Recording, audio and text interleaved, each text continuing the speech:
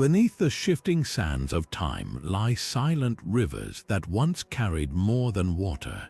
They flowed with the whispers of vanished kingdoms and the footsteps of forgotten merchants. These ancient waterways weren't just geographical features. They were pulsating arteries of commerce, culture, and conquest, knitting together civilizations long before the word globalization existed. While we celebrate famous routes like the Silk Road, entire networks of hidden trade pathways have slipped through the cracks of history, erased by climate shifts, political upheavals, or simply the passage of millennia. What if I told you that the key to unlocking humanity's greatest migrations and exchanges might be hiding in plain sight? In the sediment of dried-up riverbeds, the ruins of abandoned ports, and the genetic traces left in modern populations. We're about to follow the breadcrumbs left by Bronze Age sailors, nomadic traders, and monsoon-watching merchants as we reconstruct the lost maps of our ancestors. This isn't just archaeology, it's detective work on a civilization scale, where every pottery shard and isotope analysis tells a story of connection across vast distances. The most surprising revelation: these forgotten routes might hold answers to questions we're only now learning to ask about resilience, cultural exchange, and how societies rise and fall with the ebb and flow of their lifelines. The rise of humanity's first great civilizations didn't happen by chance. It unfolded along the winding paths of mighty rivers that gave life to the barren landscapes around them. Think about the Tigris and Euphrates cradling Mesopotamia between their banks, or the Indus River, nurturing one of history's most sophisticated early urban centers. These weren't just bodies of water, they were the beating hearts of entire societies, shaping everything from daily survival to the birth of sprawling empires. Take the Nile, for instance. Its predictable floods turned dry earth into some of the most fertile land on the planet, allowing Egyptian farmers to harvest crops year after year. But it wasn't just about food. The river became an aquatic highway, connecting distant settlements and enabling the flow of goods, ideas, and even political power. Without it, the pyramids might never have risen from the desert. And then there's the ingenuity. Early civilizations didn't just rely on these waterways, they mastered them. The Mesopotamians dug intricate canals to divert water into their fields, while the Harappans of the Indus Valley built entire cities with advanced drainage systems to manage floods. On the rivers themselves, simple boats evolved into cargo vessels, carrying everything from grain to luxury goods between far-flung trade hubs. What's truly fascinating is how these ancient engineers worked with nature rather than against it. They studied the rhythms of the rivers, the floods, the droughts, the shifting currents, and built their societies in harmony with them. That's why these civilizations didn't just survive, they thrived for centuries, leaving behind legacies we're still uncovering today. So the next time you look at a river, remember it's not just water. It's a living, flowing force that once shaped the destiny of entire civilizations. But rivers were only the beginning. Across the ancient world, civilizations took water manipulation to astonishing new heights, literally. Imagine standing before the Grand Canal of China during its peak, watching barges heavy with rice and silk glide across a man-made waterway so vast it could stretch from New York to Florida. This wasn't just a ditch in the ground, it was an aquatic superhighway linking the Yellow and Yangtze rivers with a staggering 1,100 miles of engineered channels, locks, and artificial lakes. For over 1,000 years, it fed the empire's economy, moving not just goods but soldiers, ideas, and even entire cultural movements between north and south. Meanwhile, in Mesopotamia, engineers faced a different challenge, turning parched earth into farmland. Their solution, a spiderweb of canals, some wide enough for boats, others precise channels directing water to thirsty crops. These weren't random trenches, they were calculated systems with slopes measured by hand, ensuring water flowed exactly where needed without flooding fields. The result, a breadbasket so productive it sustained cities like Babylon and Ur at the peak of their power. And then there were the Romans who treated water like liquid gold. Their aqueducts snaked through hills and valleys, using gravity to deliver fresh water to public baths, fountains, and private homes, sometimes from sources 50 miles away.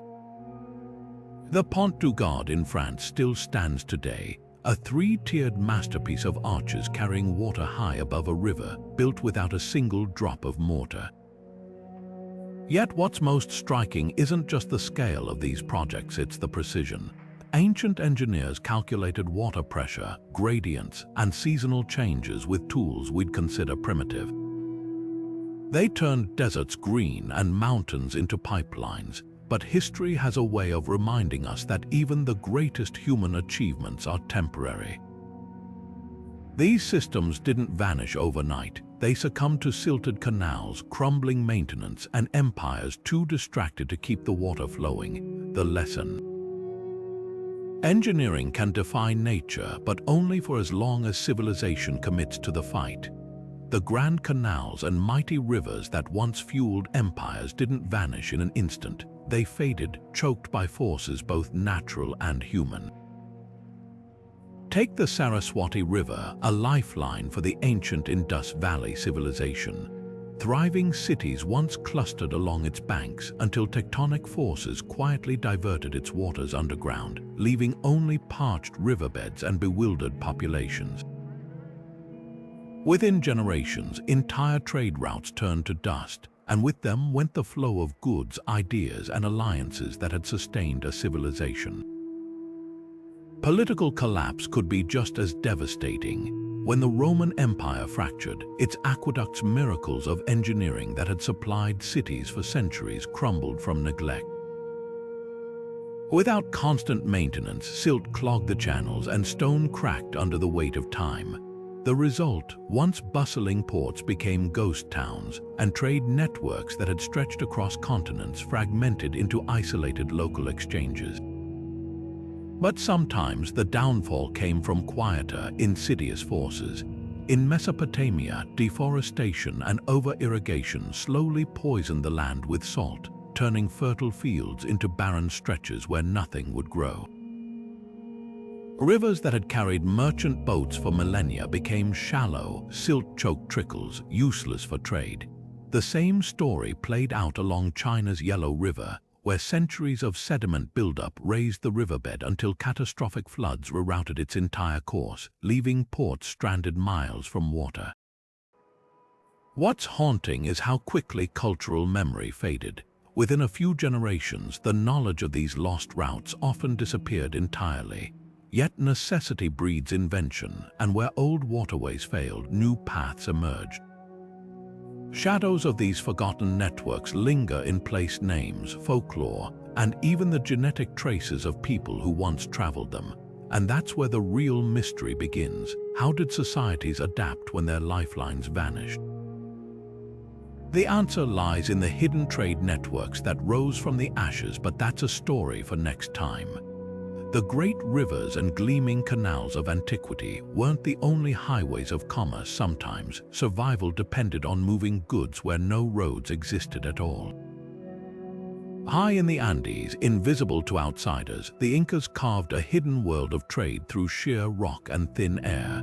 Their Q-Hapak-Nyan, a sprawling network of mountain trails snaked across impossible peaks, connecting settlements with suspension bridges woven from grass and tunnels cut through solid stone.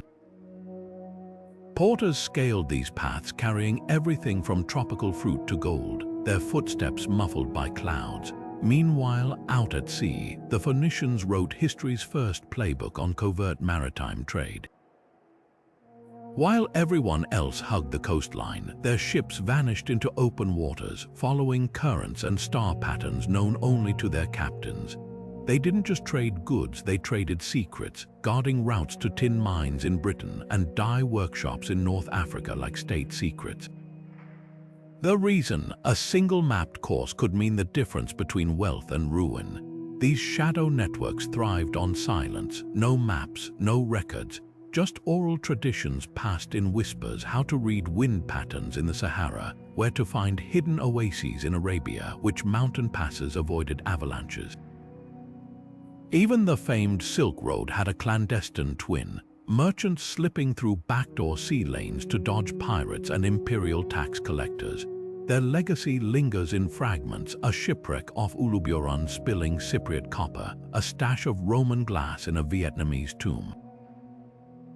Archaeology is now piecing together this silent commerce. Isotope analysis reveals that a sword found in Scandinavia was forged with Indian steel. Pottery shards in Kenya trace back to lost Indonesian ports.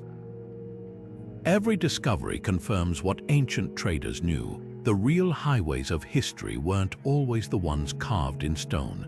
They were the paths remembered only by those who needed them and forgotten by those who didn't.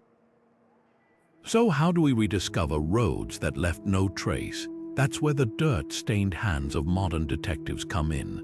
Modern archaeology has cracked open history's vault without ever lifting a shovel, thanks to eyes in the sky and lasers that pierce through dense jungle canopies.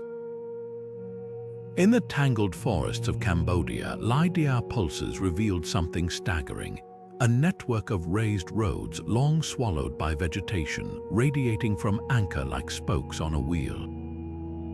These weren't just paths, they were Bronze Age freeways engineered with precise gradients to withstand monsoon floods, linking temples to far-off ports where goods from China and India once flowed. Beneath the waves, another kind of detective work unfolds.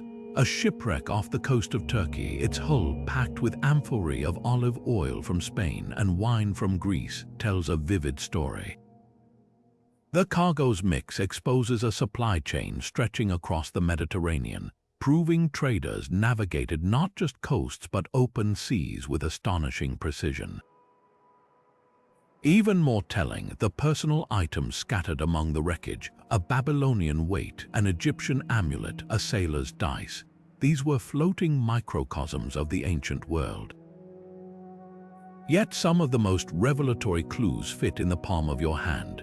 Take a humble pottery fragment found in Zanzibar, its glaze chemically matched to kilns in Persia. Or copper ingots from Cyprus stamped with marks that appear in Egyptian tomb paintings. Archaeologists now call this the small things revolution, where everyday items, analyzed with particle accelerators and spectrometers, reveal trade routes no map ever recorded. What emerges is a truth more dynamic than we imagined. These routes weren't just moving goods, they carried flavors that transformed cuisines, motifs that inspired art, and even diseases that reshaped populations. A single merchant's ledger or a storm-lost ship could alter the destiny of civilizations. And that's where the story takes its most fascinating turn, because when goods travel, ideas hitchhike. The most valuable cargo carried by ancient merchants wasn't silk or spices, it was the invisible weight of ideas, hitching rides on camel caravans and sailing ships. Picture a Buddhist monk in 1st century Afghanistan, his scriptures blending Greek artistic motifs brought by Alexander's armies centuries earlier. This cultural alchemy birthed Gandhara art statues of the Buddha draped in Hellenistic robes, their curls mirroring Apollo's. It wasn't just aesthetics, it was a dialogue carved in stone, proving that trade routes doubled as intellectual highways. Languages tell an even more dramatic story. Before the Phoenicians' alphabet hopped aboard their ships, writing systems like Egyptian hieroglyphs or Babylonian cuneiform required years to master. But their sleek, 22-character script adapted from earlier hieroglyphs democratized literacy across Mediterranean ports. By 800 BCE, Greek traders had tweaked it to record Homer's epics, while Etruscans passed it to the Romans, whose letters now fill this very script. A single innovation, refined through countless handshakes across cultures, still echoes in every book and screen today. Yet some exchanges reshaped entire worldviews. When Arab scholars encountered Indian numerals, including the revolutionary concept of zero, they became evangelists for this new math, carrying it to Baghdad's House of Wisdom. By the 12th century, Fibonacci was championing these digits in Europe, replacing clumsy Roman numerals and supercharging commerce. The resistance was fierce. Florence banned Arabic numerals for fear of fraud, but progress, like trade winds, couldn't be halted.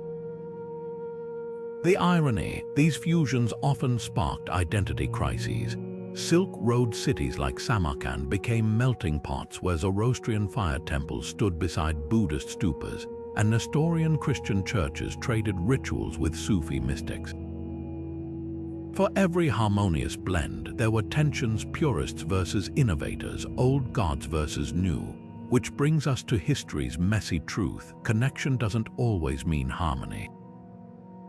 Sometimes it ignites conflicts as transformative as the exchanges themselves. Wherever goods flowed, power followed, and blood was often spilled to control it. Consider the Silk Road not as a peaceful highway of cultural exchange, but as a battleground where empires played chess with armies and tariffs. The Han dynasty emptied its treasury fighting the nomadic Xiongnu, not just for territory, but for those crucial mountain passes where silk met Central Asian horses. Victory meant more than pride. It meant controlling the taxes on every bale of fabric and every bolt of jade moving east or west. Across the world, the Mediterranean became a liquid battlefield. Venetian and Genoese merchants didn't just compete, they funded private wars, burning rival ports and hijacking cargo ships. The stakes: a single season's spice convoy could bankroll an entire city. Meanwhile, in the Malacca Strait, sultanates built fortresses not against invaders, but to levy protection fees on ships carrying Sumatran pepper to Chinese markets. But the real wildcards were the outlaws. Viking longships materialized like ghosts from foggy fjords, targeting silver-laden river trade in Eastern Europe. Japanese Waku pirates turned Korea's coastline into a hunting ground, while Barbary corsairs from North Africa raided as far as Iceland. Paradoxically, these renegades often became power brokers. Vikings settled as ruse princes. Pirate havens like Port Royal grew into wealthy cities, and bandit kings along the Taklamakan Desert evolved into toll-collecting middlemen. Yet the most ingenious conflicts happened without swords. When the Ottomans choked off Europe's spice routes, Portugal responded by sailing around Africa, only for the Dutch to later sabotage Portuguese forts. Tax avoidance birthed smuggling empires. Ming China's sea ban created a black market so vast it funded entire pirate navies. Every tariff inspired a detour, every blockade sparked an innovation. Behind the splendor of ancient trade lay a stark truth. The routes shaping civilization were forged as much by greed and cunning as by geography. Beneath the vast sweep of history's trade routes, there were human faces: adventurers, risk-takers, and visionaries who stared down deserts, bandits, and open oceans for the sake of connection. Take Marco Polo, whose journey to the Mongol court wasn't just a quest for riches but a bridge between worlds. His written account of paper money, coal, and Kublai Khan's empire stunned medieval Europe, expanding its imagination in ways no map ever could. Yet for every famous name, there were dozens of unsung heroes whose footsteps wove the real fabric of global trade. Consider the Radhanites, Jewish merchants whose networks stretched from the markets of Baghdad to the vineyards of France. They didn't just move silks and spices, they carried ideas, translating Greek philosophy into Arabic for scholars in Cordoba, or delivering Persian medical texts to monasteries in Germany. Their routes doubled as conduits for knowledge, proving commerce was never just about cargo. Then there were the caravanserais, oases of survival dotting the Silk Road's brutal expanse. These weren't mere inns, but melting pots where Mongol horsemen traded tales with Persian poets, and Venetian glassmakers bartered with Tibetan wool merchants. A single night's rest could spark collaborations that reshaped art, cuisine, or even religious thought. But what drove these travelers to risk everything? Profit, yes, but also something deeper. A 9th century Arab geographer wrote of merchants who sought horizons as if searching for God. Zhenghi's treasure fleets, with their towering ships and imperial scrolls, weren't just displays of Ming power. They were acts of cosmic diplomacy, bearing gifts to civilize the oceans. Perhaps that's the untold truth of these journeys. The goods were just an excuse. The real mission was connection itself, thread by thread, port by port, stitching the world together. And where trade routes sprawled, spirituality followed. Trade routes carried more than spices and silks. They bore the weight of human devotion, turning dusty caravan tracks into sacred pathways. Along the Camino de Santiago, medieval merchants walked side by side with penitents, their packs filled with both relics and rare fabrics. At rest stops, pilgrims traded coins for bread, while opportunistic vendors sold scallop shells, symbols of the journey, to those who'd forgotten theirs. Commerce and faith weren't just neighbors here, they were inseparable partners. India's Kumbh Mela took this fusion to staggering scales. Imagine a temporary city rising along the Ganges, where millions of devotees bathed in holy waters while merchants erected bustling markets along the riverbanks. Jewelers sold amulets beside ascetics offering blessings, and food stalls fed both the hungry and the spiritually ravenous. This wasn't just a pilgrimage, it was a thriving economic engine, proof that sacred sites could mint wealth as effortlessly as miracles. The Silk Road's spiritual traffic was even more transformative.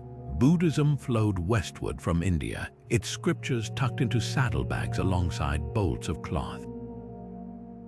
Nestorian Christians carved crosses into Central Asian cliffs, while Zoroastrian fire temples sparked debates with Buddhist monks over caravan campfires.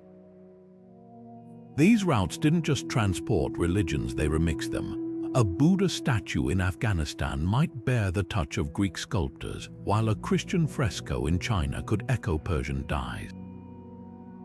Yet the true magic lay in the way stations. Desert oases like Dunhuang became interfaith hubs, where Taoist sages, Muslim traders, and Buddhist scribes shared shelter from sandstorms. Their exchanges left traces in cave art, deities of different pantheons painted side by side, as if the walls themselves whispered, "There's room for all." These routes didn't just connect places, they wove a tapestry of belief, one footstep at a time. And at the heart of it all walked figures history often overlooks, women who turned these trails into threads of survival and influence. Among the vibrant chaos of ancient marketplaces and the quiet hum of caravan trails, women weren't just bystanders. They were decision makers, innovators, and power brokers. In the Phoenician city of Tyre, it was women who perfected the art of extracting that legendary purple dye from sea snails, a color so rare and coveted it became synonymous with royalty across the Mediterranean. These artisans guarded their techniques like state secrets, turning a humble mollusk into an empire's most valuable export. Far to the south, Nubian queens like Amenishakito didn't just inherit power, they controlled it. Their kingdom sat astride the Nile's gold routes, and they wielded that leverage with sharp precision. When Rome demanded tribute, these queens negotiated not as subordinates but as equals, sending carefully measured gifts to remind emperors where the real wealth originated. Their diplomacy wasn't written in scrolls, it was measured in ingots and artistry, like the intricate jewelry buried in their pyramids. Meanwhile, in Viking ports, the sagas tell a different story. While men raided and traded abroad, women like Aud the Deep-Minded managed vast estates, settling legal disputes, commissioning ships, and even funding expeditions. A single runestone in Sweden memorializes a woman named Fragility as the one who owned the Nar, the cargo ship that bridged continents. These weren't passive caretakers, they were CEOs of the medieval North.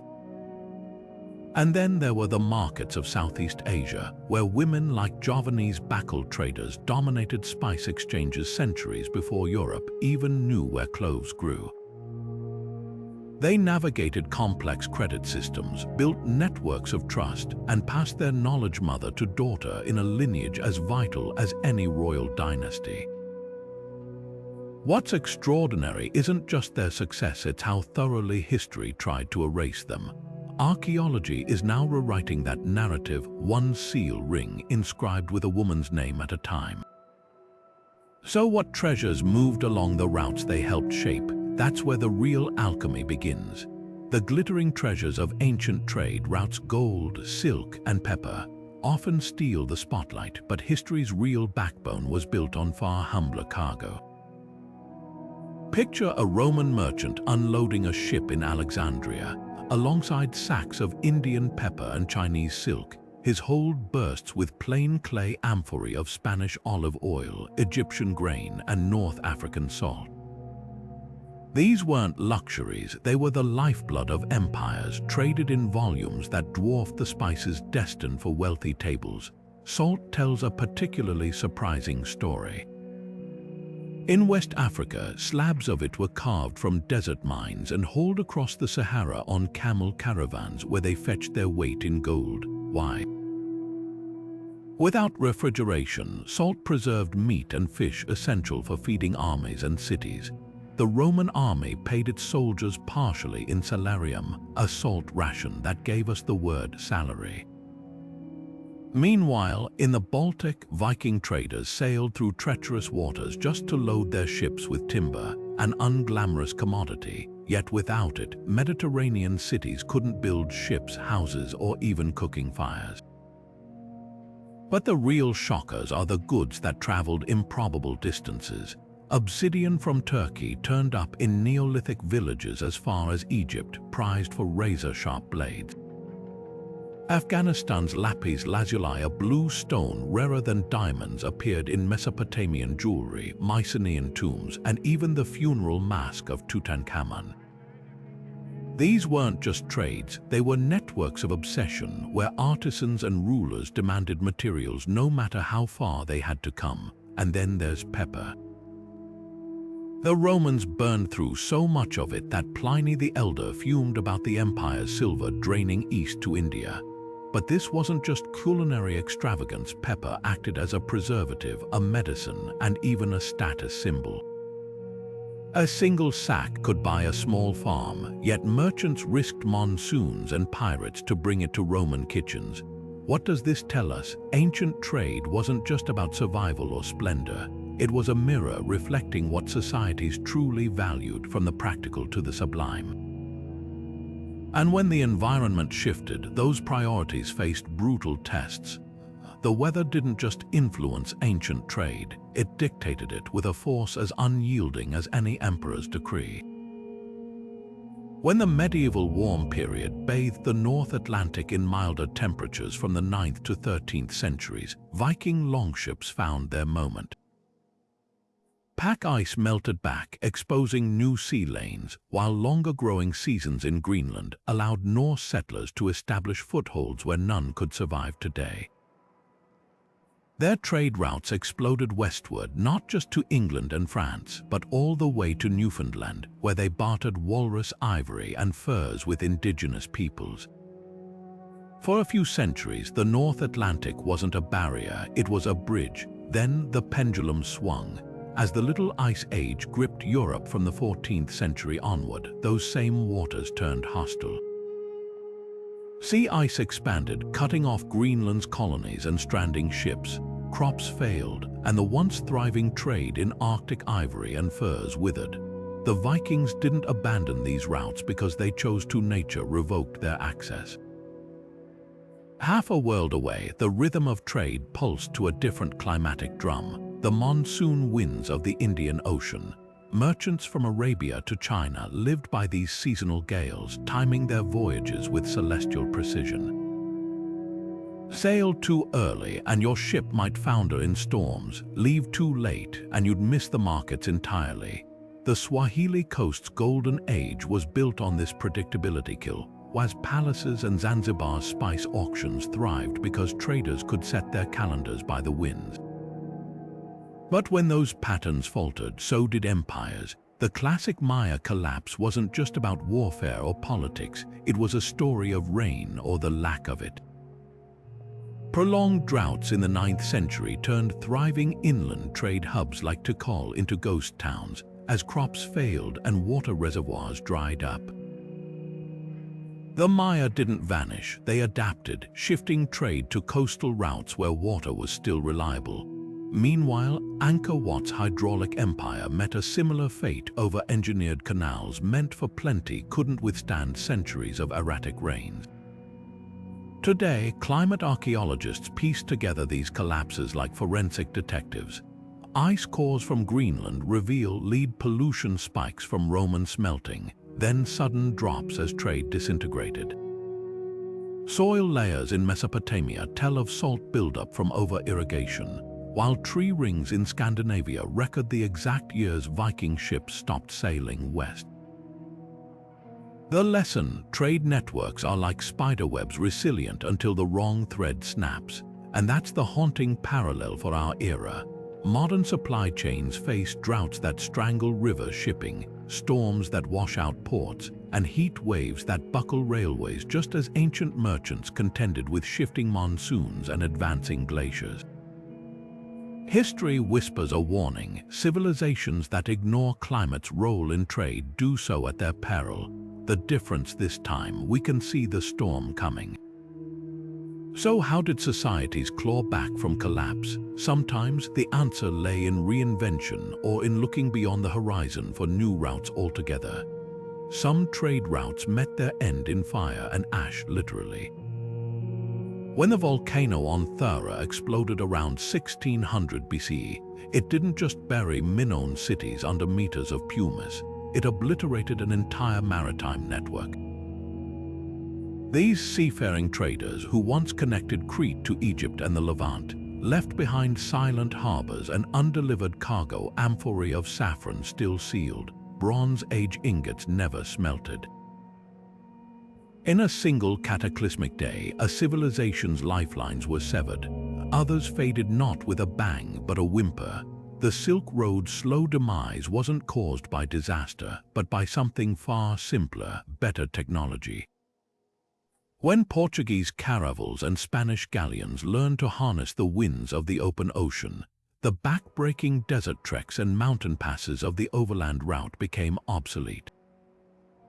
Why spend months evading bandits and paying tolls when a ship could carry 10 times the cargo in half the time? Yet even as the routes emptied, their influence lingered. Modern highways in Uzbekistan still trace the hoofprints of ancient camel caravans. Then there were the collapses born of pure human folly. The Mali Empire's gold routes, once the envy of the world, withered when rulers like Mansa Musa flooded the Mediterranean with so much gold that its value plummeted. Meanwhile, Venice's dominance of Mediterranean trade didn't fall to invaders but to complacency. As Ottoman and Portuguese competitors innovated, the Serenissima clung to old alliances and outdated maps until its warehouses stood empty. But here's the twist: some routes never truly died, they evolved. Roman roads became pilgrimage trails, then modern highways. The monsoon-watching ports of the Indian Ocean now anchor global shipping lanes. Even the crumbling ruts of the Incan Cuhapak Nyan survive as UNESCO-protected trails, trod by hikers instead of llama trains. The difference between extinction and adaptation often came down to flexibility, the willingness to bend rather than break when the world changed. What endures isn't just pavement or pathways, but the human impulse to connect. The Silk Road's legacy lies in dumplings stuffed with Central Asian spices, served in Berlin takeaways. The Phoenician alphabet birthed the font on your smartphone, and perhaps that's the ultimate lesson. Trade routes aren't just about moving goods. They're the blueprint of how ideas outlast empires, how innovation thrives on exchange, and why every modern GPS trace still follows ghosts of the past. The fingerprints of ancient trade routes are still visible today, not just in crumbling ruins or forgotten maps, but in the very bones of our modern world. Look closely at the Trans-Siberian Railway, and you'll see it hugging the same contours used by Mongol horsemen and Silk Road merchants centuries ago. The terrain dictated the path then, just as it does now: river valleys, mountain passes, and steppe corridors that offered the safest passage remain unchanged, even as trains replace camel caravans. Down at sea level, the shipping lanes bustling with container vessels mirror something even older. Phoenician traders scanning the stars from their wooden ships would recognize today's major maritime routes through the Strait of Malacca, around the Horn of Africa, across the Mediterranean. The currents and winds that guided them still dictate the most efficient paths, proving that geography often has the final say, no matter how technology evolves. But the legacy isn't just about roads and ports. Take a bite of Sicilian pasta seasoned with saffron and raisins, and you're tasting a recipe born from Arab traders who brought sugarcane to Europe. Listen to the folktales of the Swahili coast, where fishmongers still speak of shape-shifting sea spirits, echoes of Persian and Indian sailors who mingled mythologies in coastal markets. Even the geopolitical chessboard holds ancient grudges. The South China Sea's contested waters were once fought over by Ming Dynasty treasure fleets and Cham pirate lords.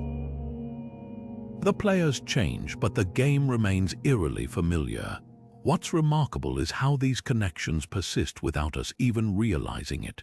The word tariff comes from the Arabic tarifa, a reminder of the fees medieval merchants paid at bustling ports like Alexandria. The silk patterns woven into Italian brocades can be traced back to Byzantine and Sasanian motifs carried along trade routes. Like invisible ink, the past lingers beneath the surface, only visible when you know where to look. Yet for all these tangible threads, some of the most enduring legacies are the stories whispered along the way, tales so vivid they blurred the line between memory and myth. And that's where the journey takes a turn toward the extraordinary, myths and legends, the hidden language of ancient trade long before GPS or detailed maps. The world's great trade routes spoke in whispers of myth, stories that carried truth wrapped in the extraordinary. Take Sinbad the Sailor, the legendary Persian merchant who battled sea monsters and outwitted giants. On the surface, a fantastical adventure, but beneath the waves of exaggeration, a survival guide. Those monsters, likely encounters with whales or rogue waves in the Indian Ocean's treacherous waters. The giants, perhaps towering strangers in unfamiliar ports. Every tale held coded wisdom for sailors daring enough to venture beyond the horizon. Halfway across the world, Viking sagas wove a different kind of map. When oral poets described the land of fire and ice, they weren't just spinning yarns, they were pinpointing Iceland's volcanic terrain. The saga of Eric the Red, who named Greenland to lure settlers, reveals a darker truth. Trade routes thrived on half-truths and marketing as much as daring. Even the golden fleece of Greek legend may have been more than a poetic symbol. Some scholars argue it references a real Bronze Age practice using sheepskins to sift gold dust from Georgian rivers, a trade secret guarded by tall tales. But the most fascinating stories weren't just practical, they were psychological armor. Silk Road merchants spoke of the wandering rocks, deadly floating mountains that crushed ships. To modern ears, pure fantasy until you realize they were describing the iceberg-choked waters near Scandinavia, encountered by traders who'd strayed too far north. The ghouls of Arabian caravans, likely hallucinations from thirst in the Rub al-Khali desert, now understood as dehydration-induced delirium. These legends didn't just entertain, they encoded life or death lessons in unforgettable ways. Now, technology is peeling back the layers of these myths. Satellite imagery traces phantom islands from medieval maps to actual submerged volcanoes, while linguistic analysis uncovers real ports hidden in fairy tale place names. What was once dismissed as superstition is proving to be humanity's first attempt at crowd-sourced navigation, a reminder that every legend holds a kernel of truth waiting to be rediscovered. And speaking of rediscovery, the tools we're using today to unravel these stories are rewriting history in ways even those ancient storytellers couldn't have imagined. Modern rediscovery. When technology becomes a time machine, the search for lost trade routes no longer depends solely on dusty manuscripts or crumbling ruins. It's gone high-tech. Take the Black Sea, where eerie shipwrecks rest perfectly preserved in oxygen-deprived waters, their cargo holds still packed with Byzantine-era amphorae. Underwater drones captured these ghostly vessels in stunning detail, revealing everything from shipbuilding techniques to the exact trade routes they traveled before sinking. Each wreck is a frozen moment, a submerged ledger of ancient commerce waiting to be decoded. On land, satellite imagery peels back layers of time with breathtaking precision. In the deserts of Arabia, infrared scanners detected faint caravan trails invisible to the naked eye, paths worn smooth by thousands of camel hooves carrying frankincense 2,000 years ago. Meanwhile, drones equipped with lidar pierced through Central American jungles, exposing a sprawling Mayan superhighway of raised stone roads connecting cities we never knew traded with one another. But perhaps the most surprising detective work happens at microscopic levels. Scientists sifting through ancient soil can now trace the movement of crops across continents by analyzing fossilized pollen grains. A single grain of millet found in a Bronze Age German settlement tells us trade networks reached further and earlier than written records suggest. Even human DNA enters the story, with geneticists uncovering evidence of Roman-era Syrian merchants in British burial sites, their presence marked not by artifacts but by strands of ancestral code. The real revolution. This isn't just work for academics. Crowdsourcing projects like Global Explorer invite everyday explorers to scour satellite images for hidden ruins, turning armchair archaeologists into vital collaborators. A schoolteacher in Oslo recently flagged a potential Viking trade post in Newfoundland, while a retired engineer in Mumbai helped identify a lost port city off India's coast. History isn't just being rewritten, it's being democratized. Yet for all these breakthroughs, the clock is ticking. As climate change melts glaciers, old paths re-emerge, but storms erode coastal ruins faster than we can document them. The race isn't just to discover these routes, but to preserve them before they vanish again, this time for good. And that urgency is reshaping how we protect the fragile echoes of our shared past. The guardianship of these ancient trade corridors isn't just about preserving ruins, it's a race against time to salvage the living memory of human connection. When UNESCO added the Silk Road to its World Heritage List, it wasn't merely recognizing crumbling caravanserais or faded frescoes. It was protecting a dialogue, one that spanned languages, religions, and centuries. Yet for every celebrated site like Samarkand's Registan Square, countless others vanish beneath bulldozers or looters' shovels.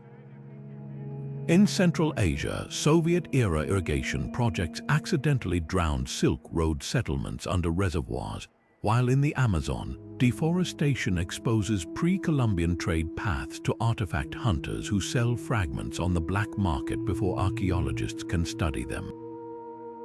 But hope isn't lost. Cutting-edge technology is now reconstructing what physical decay has erased.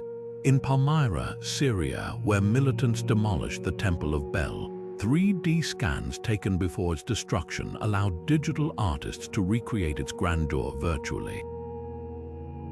Meanwhile, museums like Istanbul's Kos University Research Center employ smart glass displays touch a pane, and suddenly you're navigating a holographic map of medieval spice routes, watching goods move in real time across continents.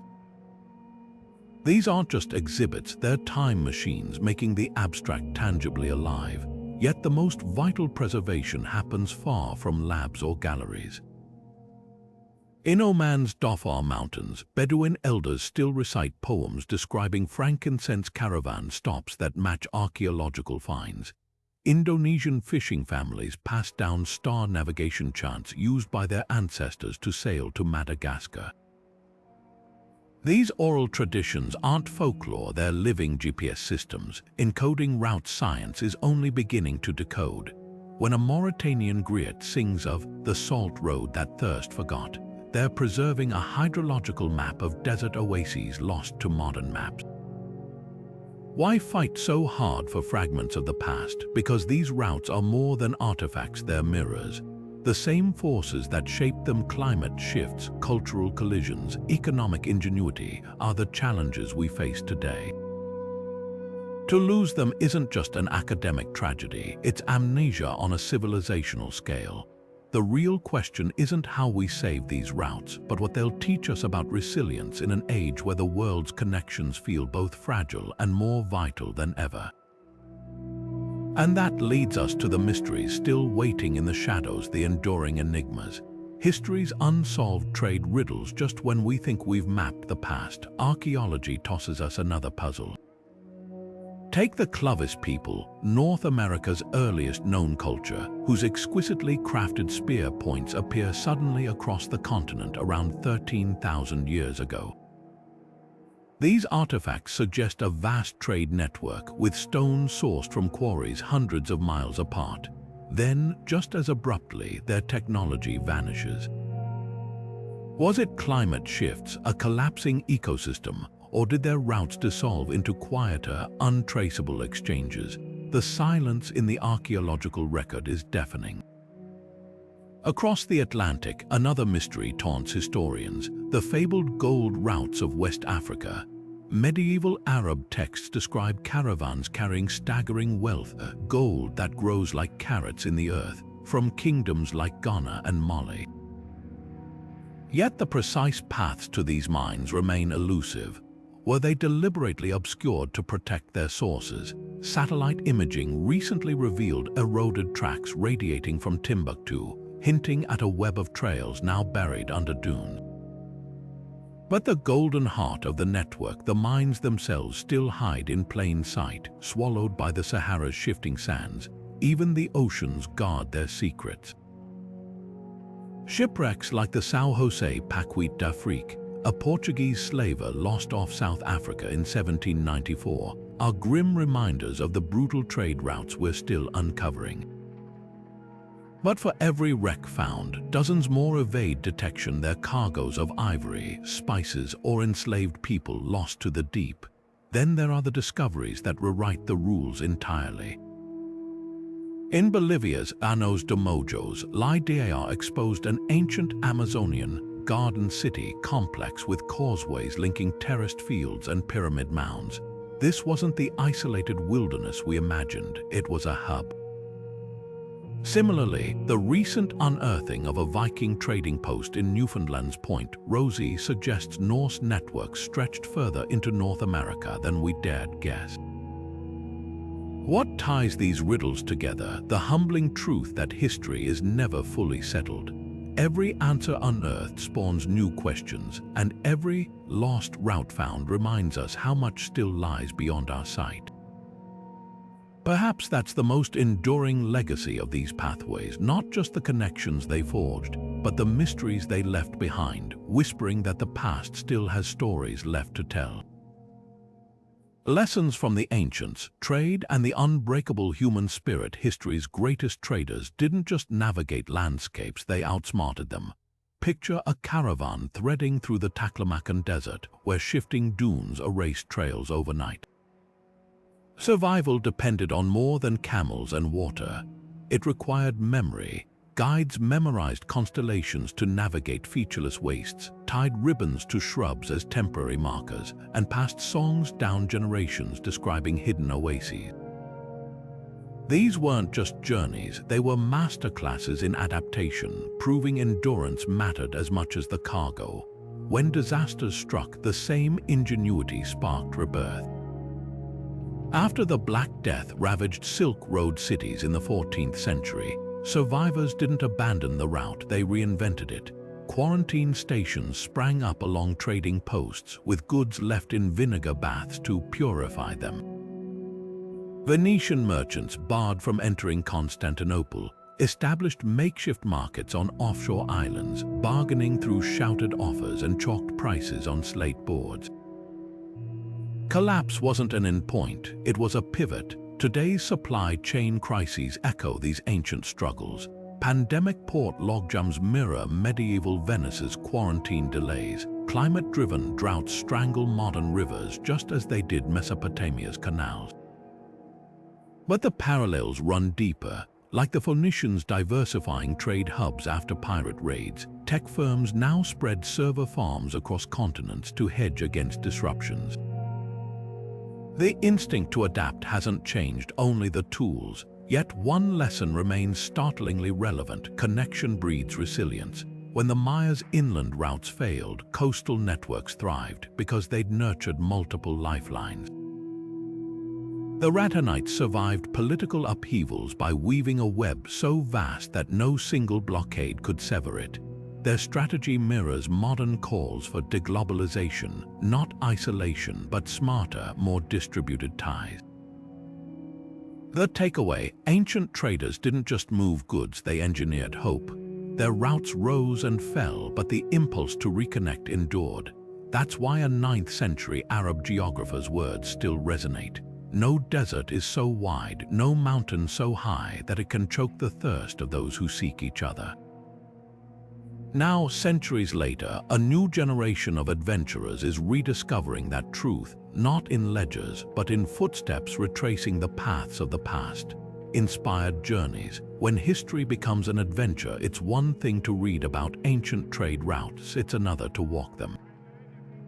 Or sail them. Or, in the case of explorer Tim Severin, to rebuild a Phoenician ship from scratch using Bronze Age tools and techniques, then launch it into the Mediterranean to retrace a 3,000-year-old voyage. His crew battled storms, leaks, and the sheer exhaustion of manning a vessel with no modern comforts, all to answer a simple question: was it even possible? The answer, written in salt spray and blistered hands, was a resounding yes, proof that these routes weren't just lines on a map, but feats of endurance and ingenuity. Today, travelers don't need to be historians or archaeologists to step into these stories. Every year, thousands hike the Inca Trail, tracing the same stone paths that once carried gold and quipu messages to Machu Picchu. Others board replica spice ships in Oman, feeling the monsoon winds that filled sails for centuries. These aren't just vacations, they're time machines offering a visceral connection to the past. When your boots crunch on Silk Road gravel or your fingers grip the same rope ladders used by medieval sailors, history stops being abstract. It becomes something you feel. But these journeys do more than satisfy curiosity, they rewrite assumptions. When Severin's ship, the Argo, survived its voyage, it upended scholarly debates about Phoenician navigation. When adventurers trekked the Sahara using only ancient star charts, they proved desert caravans could cross without modern tools. Sometimes the best way to understand the past is to live it, even briefly. The real magic, though, lies in how accessible these experiences have become. You don't need to build a ship. Companies now offer sailing trips on reconstructed Viking longships or camel treks along frankincense trails. For those who'd rather stay dry, museums like Istanbul's Remixing let you sail a virtual spice route with interactive maps and scent stations. The barriers between past and present are thinner than we think. So what's next? As technology unlocks more of history's secrets, the line between exploration and education keeps blurring. Drones map forgotten paths, DNA traces migrant routes, and augmented reality lets us walk through lost cities. The future of these studies isn't just about uncovering the past, it's about letting everyone step into it. And that's where the story takes its most exciting turn, the future of ancient route research. What's next? The hunt for lost trade networks is entering an era that would make even the most daring Silk Road merchant drop his scroll in awe. Cutting-edge technologies are peeling back layers of history we once thought were gone forever, not by digging but by decoding. Take AI, for instance. Machine learning algorithms now sift through millions of pottery fragments, matching chemical signatures to pinpoint quarries and workshops with near-surgical precision. A single shard found in a Viking grave might reveal a journey from the kilns of Baghdad to the fjords of Norway, rewriting what we thought we knew about medieval trade ranges. Beneath the waves, another revolution is unfolding. Underwater drones equipped with hyperspectral cameras are scanning shipwrecks so deep they've never been touched by human hands. In the Mediterranean alone, new discoveries suggest entire maritime highways like a Bronze Age Amazon Prime network linking Crete to Sardinia that don't appear on any ancient map. And it's not just ships. Submerged coastal cities, drowned by rising seas millennia ago, are revealing marketplaces where Minoan merchants haggled over Egyptian glass. But perhaps the most unexpected tool in this archaeological toolkit comes from above, literally. Satellite constellations originally designed to monitor climate change are repurposed to track ancient camel trails through infrared imaging. In Oman's deserts, these eye-in-the-sky surveys have exposed a lattice of lost frankincense routes, their paths preserved like ghostly scars on the landscape. Meanwhile, geneticists are tracing the DNA of crops and even microbes found in ancient ports, reconstructing trade flows by following the biological breadcrumbs left in soil and skeletons. What ties all these threads together? Collaboration. A project like Silk Road unlocked pools data from archaeologists, linguists, and climate scientists across 40 countries, creating a living digital atlas of connectivity. Citizen scientists can log in to tag potential ruins in satellite images, while algorithms cross-reference Mongolian folklore with Persian ship manifests. The message is clear. The story of human trade isn't confined to textbooks. It's a puzzle being solved in real time by a global community, and that's the thrilling part. Every technological leap, whether it's a drone diving to a shipwreck or an AI passing a cuneiform tablet, isn't just uncovering the past. It's proving that the forces driving ancient merchants' curiosity, resilience, the hunger for connection, are as alive today as they were when the first sail was raised against the wind. The routes may fade, but the instinct to explore, that's eternal. From waterways to worldviews, the timeless thread of connection, the whispers of those ancient traders still echo in our modern world. Not just in the goods we buy or the roads we travel, but in something far deeper. The same instinct that drove a Mesopotamian merchant to load his donkeys with copper ingots pulses through today's global supply chains. The courage that sent Phoenician ships into uncharted waters mirrors the ambition behind SpaceX rockets and fiber optic cables stretching across ocean floors. These routes weren't just about moving things. They were the first drafts of humanity's unshakable belief that no distance is too far, no desert too wide when the promise of connection beckons. What's staggering is how fresh these discoveries feel. Every time archaeologists dust off a Roman shipwreck or decode a Mayan marketplace's ledger, it's not just history they're revealing, it's a mirror. Those traders grappling with tariffs, pirates, and climate shifts, they're us. The only difference is the scale. Where they bartered spices and silk, we trade data and derivatives, but the underlying rhythm, the push and pull of risk and reward hasn't changed. Even the solutions feel familiar, diversifying routes, hedging bets, innovating under pressure. The past isn't just a story, it's a playbook we're still using. This journey through lost waterways and shadow trade networks leaves us with a humbling truth. Civilizations rise and fall, but the human impulse to reach beyond the horizon is indestructible. Those dried-up riverbeds and overgrown mountain paths, they're not relics. They're proof that every Amazon delivery truck, every container ship plowing through the Suez Canal, is part of a chain stretching back to the first daring soul who paddled a log downstream to see what lay beyond the bend. So what do you think? Which of these ancient trade mysteries fascinates you most? The underwater cities, the ghostly caravan trails, or the unsung women who kept the goods moving? Drop your thoughts below and let's keep the conversation flowing. And if you've enjoyed tracing these hidden highways of history with us, hit that subscribe button. Because the past has plenty more stories to tell and we're just getting started. Until next time, keep exploring. The world's oldest roads are still full of surprises.